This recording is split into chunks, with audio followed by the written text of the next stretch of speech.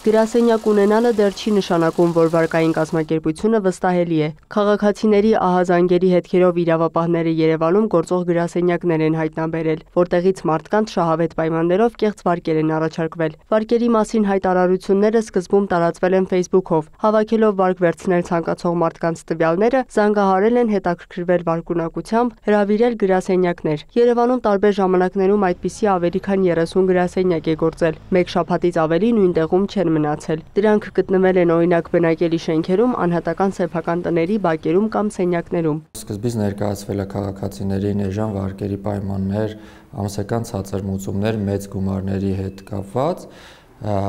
որոշների նաև ներկայացվել է, որ այդ վարկը վերցնելու համար ձևակերպվելու են ապառիկ ապրանքներ, որոնց վաճառքից ստացված գումարը կտրամադրվի իրանց եւ հետագայում իրենք փակելու են ոչ թե ապառիկի համար ձևակերպված վարկը խանութում, այլ իրանք կմարեն այդ վարկը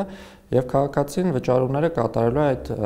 ճակերտներում ասած վարկային կազմակերպության վճարումները։ Մարդիկ վստահել են, սակայն խոստացված գումարն այդպես էլ չեն ստացել, իսկ խաբեբաները անհետացել են։ Որոշ դեպքերում ունենալով քաղաքացիների մոբայլ բենքինգի գաղտնաբառերը, օնլայն վարկեր են ձևակերպել։ 30 տուժողի դրվագները մեկ մեղադրյալի մասով ուղարկվել է դատարան։ Սակայն ընդհանուր առմամբ հանցավոր խմբի կողմից շատ ավելի մեծ անձանց մասով է իրականացվել հափշտակությունը եւ ներգրաված անձանց թիվն է ավելի մեծ, բայց նախաքննությունը դեռևս այդ մասով շարունակվում։ Հայաստանում ցանկացած վարկային կազմակերպություն պետք է լիցենզավորված լինի կենտրոնական բանկի կողմից եւ գրասենյակի տեսանելի հատվածում պետք է փակցված լինի այդ տեղեկությունը, ինչն այս պարագայում բնականաբար բացակայել է։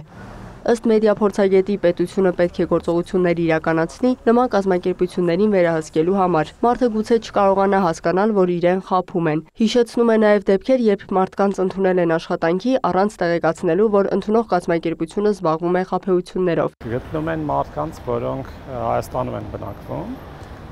իրենց վարձում են, տոկոսներ են տալիս եւ այլն, իրանք օֆիսներ են բացում։ Այդ մարդիկ էլ լուրջ հավատում են, որ լուրջ գործ են անում։ Ու դա ավելացնում է վստահելիությունը ու այդ պատճառով ավելի շատ մարդ է ներգրավում։ Մեդիափորձագետը խորհուրդ է տալիս ֆինանսական ընկերությունների հետ գործ բռնելուց առաջ 1000 անգամ չափել ձևել, համոզված լինել, որ կարելի է վստահել որևէ կազմակերպության։ Լիանա Խաչատուրյան, Ռաֆիկ Սողոմոնյան, Հովհաննես Քյոսեյան, լուրեր։